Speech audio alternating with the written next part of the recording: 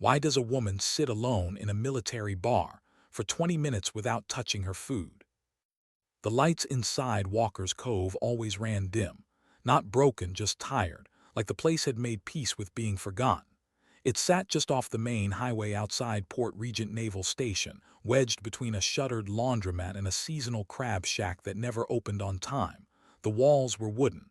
The jukebox was broken, and the floor had a soft give from years of spilled beer and boot scuff. There was no dress code, no loud music, no questions asked. Which is why it was always full by 8 in the evening. The woman at the corner table didn't belong, at least not at first glance. She wore a civilian hoodie, black cargo pants, no patches, no badges, no makeup, no trace of alcohol in front of her, just water with a lemon wedge and a plate of fries she hadn't touched in 20 minutes. She sat with her back to the wall, not to the door, a subtle distinction most people missed. A bartender named Liam passed by with a fresh glass of ice water and placed it silently on her table. No smile, no fanfare, just a nod. She returned it.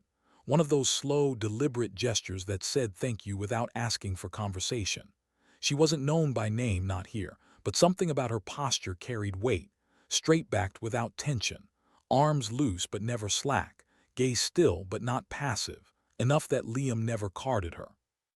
Enough that the regulars, even the retired ones, gave her space. She hadn't spoken since she walked in. That quiet was broken by the arrival of a different kind of presence. 4 men entered as if they owned oxygen. Tan camas half-rolled at the sleeve, chest pockets slouching from too many hours of field rotation. Their boots were dusty, their laughs louder than necessary. Not locals, not regulars, temporary. The kind of men whose assignments gave them just enough time to grow cocky, but not long enough to learn manners. They took the high top near the center of the bar.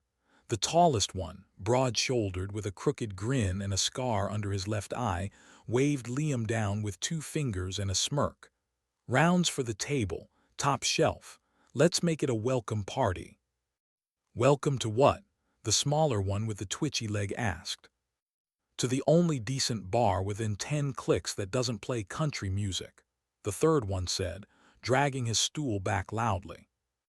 The fourth had already noticed the woman. 10 o'clock, solo table, civilian contractor, he muttered. The tall one shrugged. Ghost recon maybe, or someone's ex. A laugh went around the table. It wasn't mean yet, just lazy, confident, curious in the way young wolves are before they test who's alpha. They kept their distance for now, but their eyes drifted. They didn't know her name, didn't know her face, but they noticed her silence, and that was enough to assume they understood her. The woman didn't shift, didn't react. She lifted her glass, drank slowly, and returned it to the exact center of the coaster. From their table, one of them leaned forward with a half-smile. She looks like she's memorizing the exits. The tall one chuckled. Maybe she's waiting for backup. They all laughed again. But what they didn't know, couldn't know, was that the only reason she was still sitting there was because she hadn't made up her mind about them yet. She hadn't moved in 20 minutes. One hand rested on the table, thumb tapping an idle rhythm near the rim of her glass. She hadn't touched the fries, hadn't glanced at her phone, just watched the television above the bar, muted news scroll, weather radar slicing across the coastline. It made them more curious. By the third round, the volume of the group had doubled. One started doing impressions, a bad voice barking nonsense. Another spun a story about a halo jump gone sideways in Thailand, clearly embellished, but it wasn't the noise that drew attention. It was the moment one of them turned from the high top to gesture with his beer. He swung wide to punctuate a joke, elbow high. His boot caught the side of a loose chair leg behind him, sending him off balance for half a second, just long enough for his pint glass to tip. Amber liquid arced clean through the air and splashed across her table. Half her fries were soaked. The water glass tipped but didn't fall. A line of beer ran across the tabletop, dripping slowly into her lap. For a moment the entire bar paused, just enough to clock the moment. Then came the laughter. The tall one turned, saw the mess, and held both palms up. "Whoa, my bad. That one's on the chair, not me." The others howled. "Damn thing moved on its own," said the one with the twitchy leg. "Maybe it's her fault," another added. "What's she doing sitting that close to a combat zone anyway?" The woman calmly set her napkin down, picked up her water glass, shifted it back into place, then began dabbing her lap without urgency, without even glancing at them. That rattled the table more than it should have. "You all right over there?" the tall one called out, clearly expecting a glare or a bite back. "You need a towel, or maybe just a sense of humor." Liam appeared from behind the bar and silently handed her a fresh napkin and a dry glass of water. "Appreciate it," she said quietly. Her voice was low, clear, measured. That was the first time any of them had heard it. "You're not going to throw that one back at us?" the twitchy one asked, half laughing. She looked at him, one clean glance, then back to the napkin, no words. That was when the tone shifted. They didn't say it aloud, not yet, but the absence of drama, the lack of fury or embarrassment started to itch. The way she wiped her hand, the way she reorganized the table, like this had happened before, like she was giving them rope. It didn't land the way they thought it would. "Maybe she's just uptight," one muttered. "She's probably writing a Yelp review in her head right now," said another. "0 stars, Marine's too rowdy." A chuckle went around, but the woman didn't move, didn't speak again. She just shifted her chair slightly back, not away from them but to an angle that opened her field of view. Then she exhaled once, barely audible, and went back to watching the radar, as if their storm hadn't even made landfall. But there was something she hadn't told them, not yet. What happens when silence becomes a mirror? By the fourth round, the table had started orbiting her like flies too bored to stay still. Not direct, not obvious, just enough to keep her in their periphery, to see if the next provocation might tip her into something reactive. She remained still. They didn't like that. It was the twitchy one who stood first.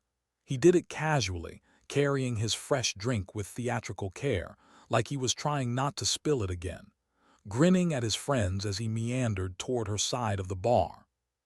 "Truce drink," he offered. She didn't look up. He held the glass a little higher, this time looming just near her elbow. "Least I can do after nearly drowning your fries." She glanced at the glass. It was sweating already. A small droplet traced the arc of the coaster. "No thank you," she said, not rude, not defensive, just final. He set the glass down anyway, and when she didn't touch it, didn't even flinch, he leaned closer. "You're kind of a mystery, you know that." The tall one called from behind him. "Careful, York, she might be CIA." "Could be, we're all getting profiled right now." The others laughed. York grinned, gestured with his thumb. "You hear that? I always thought I had good bone structure for a file photo." Then casually, far too casually, he bumped the drink forward. It tipped. Not hard, not violent, just enough that liquid splashed across the table again. This time it soaked the napkin she just used to clean up the first mess. The woman blinked once, slow, controlled, then she stood. Not fast, not with emotion, just rose from her seat, brushed the wetness from her sleeve, and stepped back from the table. She didn't look at York, didn't look at any of them. She simply reached into her pocket, pulled out a $20 bill, and placed it on the bar near Liam. "For the trouble," she said softly. Liam nodded, didn't argue. York turned to his friends with a grin. "Guess we win." But the woman didn't leave. She walked past their table, slow, steady. Her shoulder nearly brushed York's as she passed, and then she stopped, just for a second, long enough to meet his eyes. "You should enjoy tonight," she said quietly. Her tone wasn't angry, wasn't sharp, just even, almost kind. "Tomorrow's going to be different." Then she walked out. The door closed behind her with a soft click. No slam, no statement, just exit. For a moment the bar was quiet again. York stood there, half grinning, half confused. The tall one raised his glass. What the hell was that supposed to mean? York shrugged. Probably some contractor who thinks she's hard. But the twitchy one didn't laugh this time. He was staring at the door, at the space where she'd been standing, something about the way she'd moved, the way she hadn't flinched, not once. Did anyone actually see her drink? He asked. No one answered. Because no one had. The woman walked across the gravel parking lot under a sky heavy with salt air and low clouds. Her boots crunched softly against the loose stone. She didn't look back at the bar. Didn't need to. She'd seen enough. She reached a dark sedan parked near the edge of the lot, unlocked it without fanfare, and slid into the driver's seat. For a moment she just sat there, hands on the wheel, eyes forward, breathing steady. Then she pulled out her phone, typed a short message, sent it, 3 words. Confirmed tomorrow, 600. She set the phone down, started the engine, and drove into the night without a single glance in the rearview mirror. Back inside Walker's Cove, the 4 men were still laughing, still riding the high of what they thought was a win. They didn't know that the woman they'd dismissed, the one they'd soaked twice and mocked openly, had just documented every second of their behavior. They didn't know her name was Lieutenant Commander Rhea Lawson. They didn't know she was the officer who wrote their deployment orders. And they had no idea that in less than 12 hours they'd be standing in front of her again. This time in uniform, this time under evaluation, this time with nowhere to hide. Because tomorrow wasn't just another day. Tomorrow was assessment day. And she'd already decided how it was going to go. Can you pass a test when the examiner already knows who you are? The alarm went off at 500. Harris woke to the sound of his bunkmate already lacing boots in the dark. No conversation, just the rhythm of preparation. He rolled out of bed, splashed water on his face, and pulled on his fatigues with the mechanical efficiency of someone who'd done it 1,000 times. Outside, the base was waking. Floodlights cut through the pre-dawn fog. Vehicles rumbled past on patrol routes. Somewhere in the distance, a drill sergeant's voice echoed across the tarmac. Sharp, relentless, unforgiving. Harris met York, Wexler, and Davis at the mess hall. They grabbed trays, ate in silence. The energy was different today, tighter, focused. This was the start of Joint Integration Week, the kind of training evolution that separated the capable from the overconfident. You ready for this? Wexler asked, chewing through a piece of toast. York shrugged. It's just another eval, we've done worse. Davis said nothing. He was staring at his coffee like it held answers. By 5:45 they were assembled in the briefing hall. Rows of seats filled with personnel from different units, SEALs, Force Recon, Intelligence, support staff. The room smelled like stale coffee and nervous energy. At the front of the hall, a podium stood empty. Behind it, a projection screen displayed the day's agenda in block letters. 600, Command Brief. 6:30, Scenario Overview. 700, Field Assessment begins. Harris scanned the room, faces he recognized, faces he didn't. Everyone looked sharp, professional, ready, but there was an edge in the air, the kind that came before something difficult. At precisely 600, the side door opened. A woman walked in, dark fatigues, no beret, no flourish, just presence. She moved to the podium with the kind of economy that suggested she'd done this before, many times. She set down a tablet, adjusted the microphone once, then looked up. Harris froze. So did York. Wexler leaned forward, squinting. Davis went pale. It was her. The woman from the bar. She stood at the podium now, scanning the room with the same calm, measured gaze she'd had the night before. Except this time, she was wearing rank insignia. Lieutenant Commander. Her name was printed cleanly on her chest pocket. Lawson. York's mouth opened slightly. No sound came out. Harris felt his stomach drop. She didn't acknowledge them, didn't single them out, didn't even glance in their direction. She simply began. "Good morning. I'm Lieutenant Commander Rhea Lawson. I'll be overseeing your field assessment today. This is a joint integration exercise designed to evaluate your ability to operate under pressure, adapt to dynamic scenarios, and maintain professionalism in high-stakes environments." Her voice was the same, low, clear, measured, but now it carried authority, the kind that didn't need to be loud. "You'll be working in teams of 4. Each team will navigate a series of timed objectives.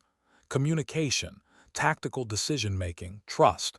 These are the benchmarks. You'll be observed, you'll be graded, and you'll be held accountable."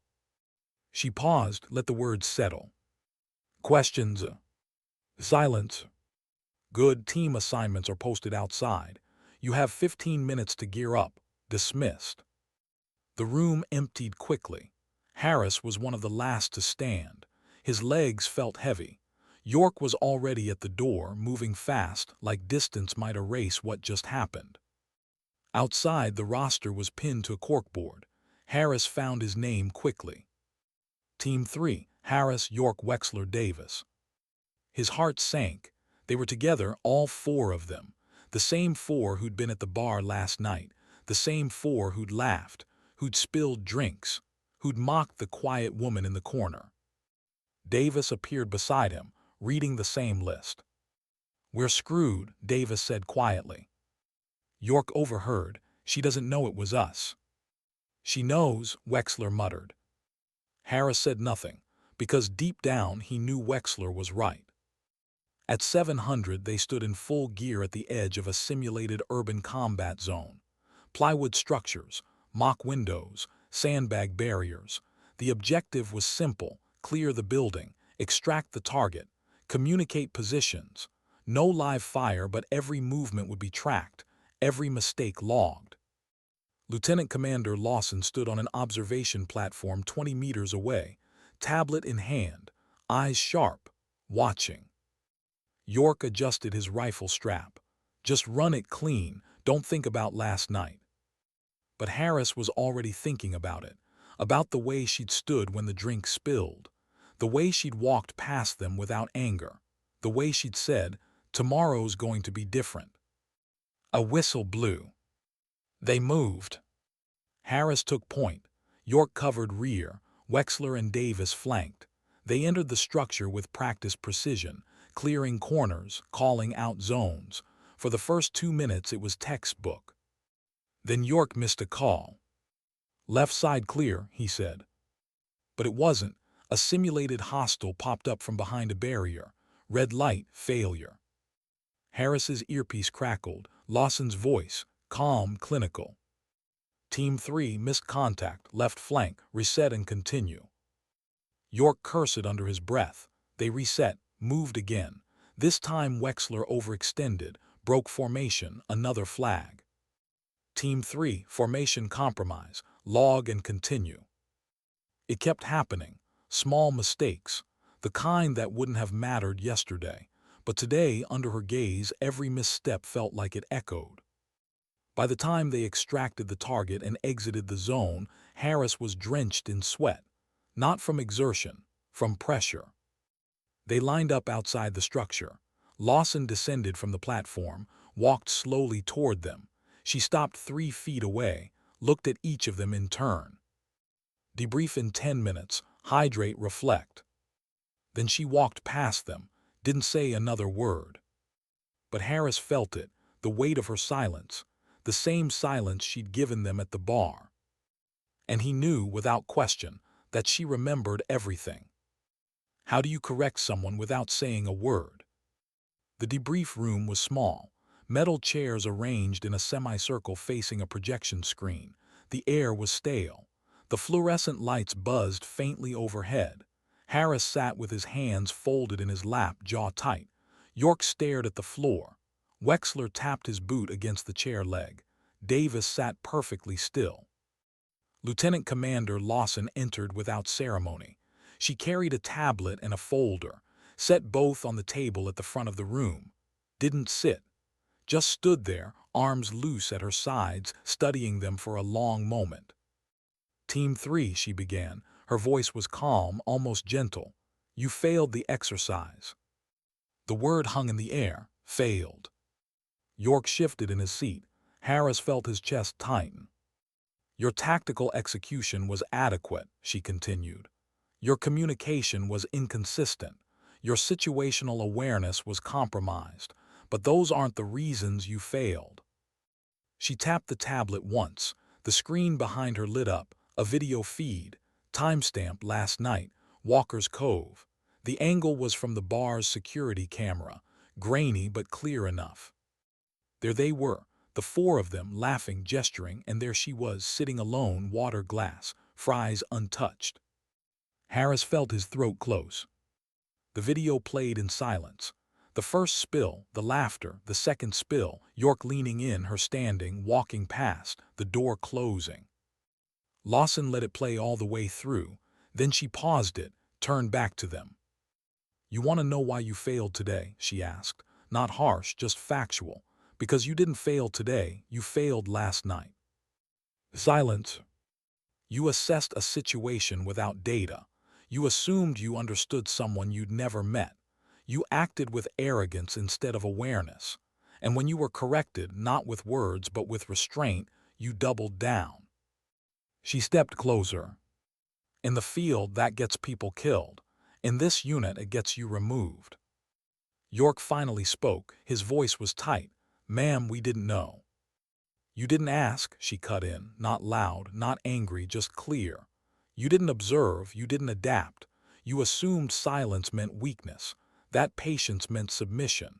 That someone sitting alone wasn't worth your respect. She paused, let it settle. Do you know what I was doing at that bar last night? No one answered. I was evaluating you, your behavior off duty, your judgment under no supervision, your character when no one's watching. Harris felt sick. This assessment didn't start this morning. It started the moment you walked into that bar, and you showed me exactly who you are. She turned back to the screen, closed the video, picked up the folder. Corporal Harris, you're suspended from task force qualification pending behavioral review. Harris's head snapped up. Corporal York, mandatory reattendance of cross-unit integrity sessions, flagged for inappropriate conduct. York's jaw clenched. Private Wexler, written reprimand, bystander reinforcement of unprofessional behavior. Wexler exhaled slowly, said nothing. Then she turned to Davis. Private Davis, you're cleared. Davis blinked, looked around. Ma'am. You stopped speaking before it became a problem. You didn't escalate. You didn't participate in the second incident. That's the difference between correction and consequence. She set the folder down. Dismissed. They stood, slowly, moving like men who'd just been hit by something they couldn't see coming. As they filed toward the door, Lawson's voice stopped them. Gentlemen. They turned.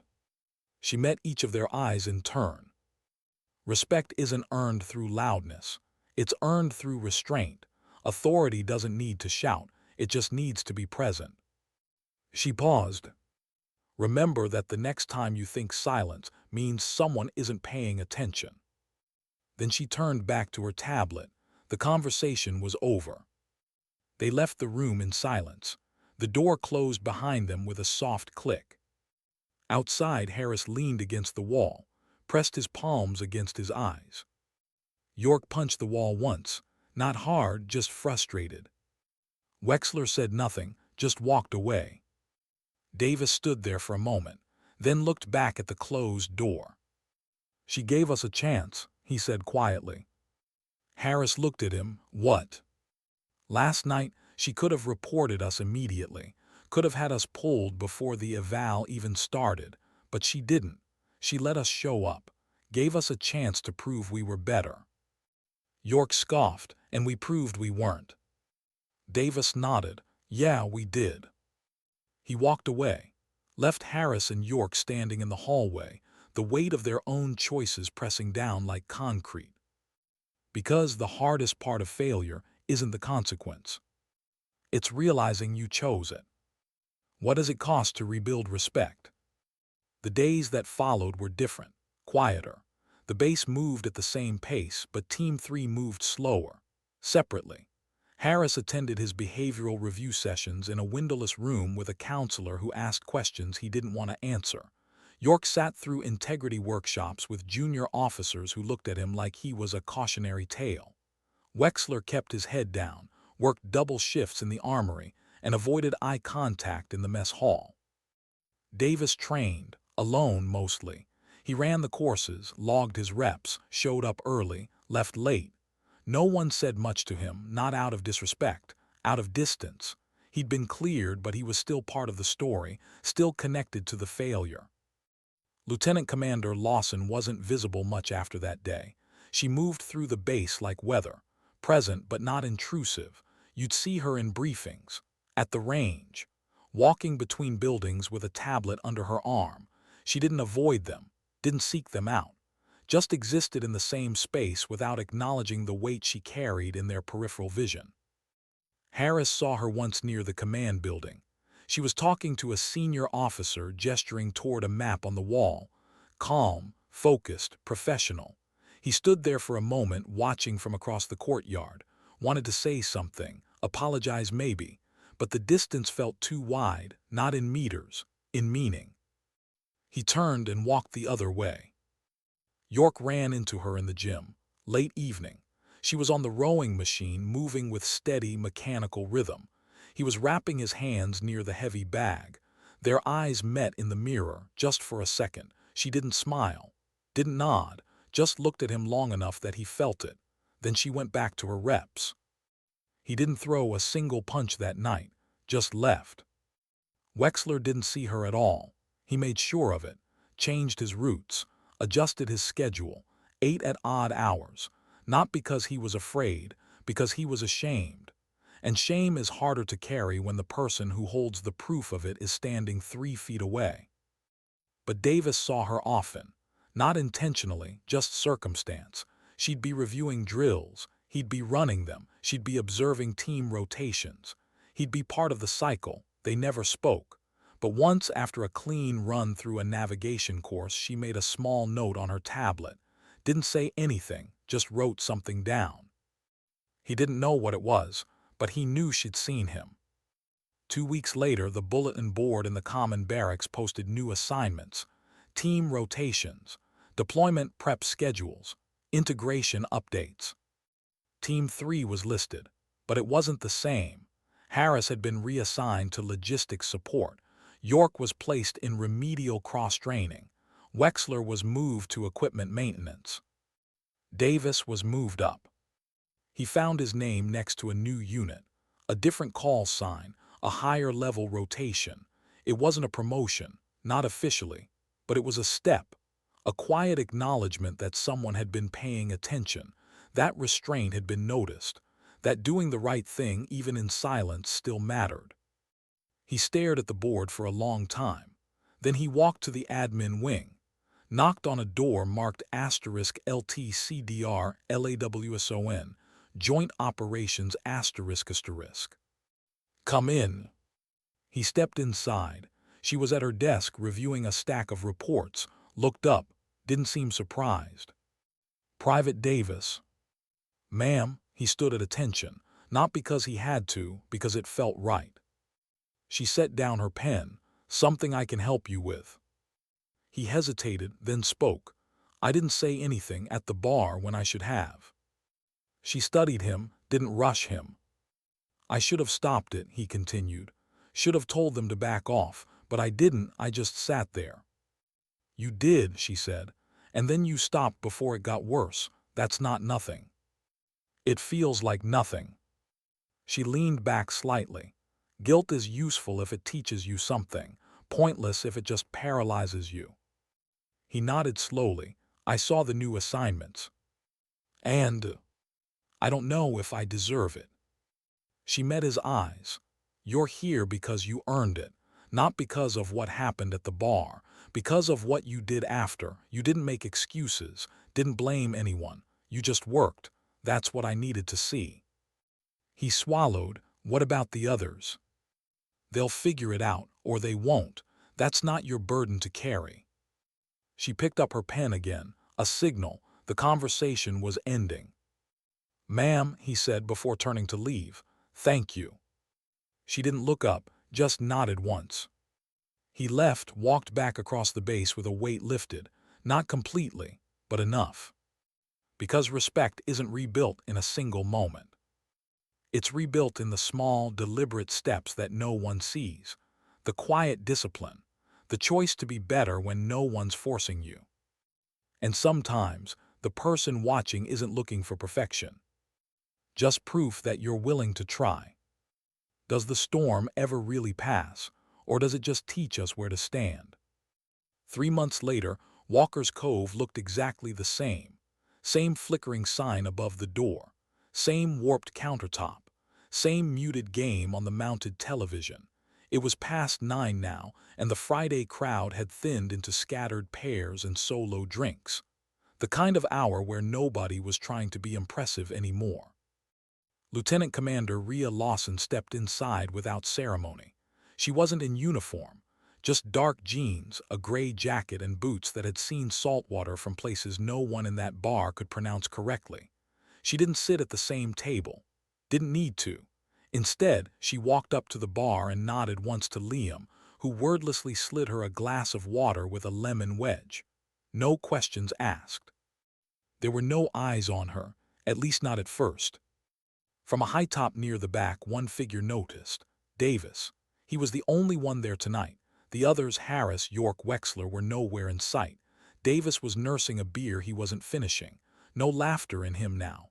No smirk. He didn't approach her, didn't wave. But when their eyes met for the briefest moment, just long enough for a shared recognition to settle, he gave her the smallest nod. Not of apology, of acknowledgement. She returned it, just enough to be seen, not enough to be mistaken for softness. He turned back to his drink. She took a seat near the far window, sipped her water once, leaned back, and exhaled like someone letting a tide go out. Not because the storm was over, but because she'd chosen how far it could reach. Liam stepped over quietly. "Didn't think I'd see you back." Rhea glanced at him. "Didn't think I needed to stay away." He nodded, then gestured slightly toward Davis. "That one's been quiet tonight, didn't even order the usual." She looked over briefly. Sometimes they learn, sometimes they just pause. He nodded again. "And you?" "I just came to finish my fries." That was all. No badge, no speech, no threat, no lingering, just presence. She stayed 10 more minutes, paid in cash. Left a folded napkin on the bar that Liam didn't open, just pocketed respectfully. As she stepped back out into the night air, headlights passed by on the far road. The harbor beyond was dark, save for the blinking beacons on the horizon, steady, deliberate, like someone remembering the path home without needing to chase it. She unlocked her car, slid into the driver's seat, sat there for a moment with her hands on the wheel, not thinking about the bar, not thinking about the men who'd learned, or the ones who hadn't, just breathing, steady, centered. Her phone buzzed, a message. She glanced at it. "Deployment confirmed. 400 departure. See you on the tarmac. Davis." She smiled faintly, set the phone down, started the engine. Because leadership isn't about the moment someone sees you. It's about what happens long after you've left the room. It's the ripple, the quiet correction, the lesson that doesn't need to be loud to be heard. She pulled out of the lot and drove into the night.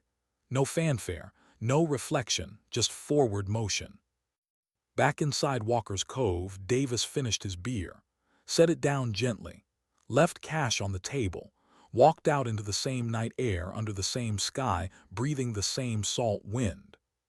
He didn't look back either. Because some lessons don't need to be revisited, they just need to be carried. And as the door to Walker's Cove closed behind him, the bar returned to its steady hum. The lights still dim, the floor still soft, the jukebox still broken, but the air felt different now, lighter, like something had been settled, not erased, just understood. Liam wiped down the bar one more time, picked up the folded napkin Lawson had left, opened it carefully.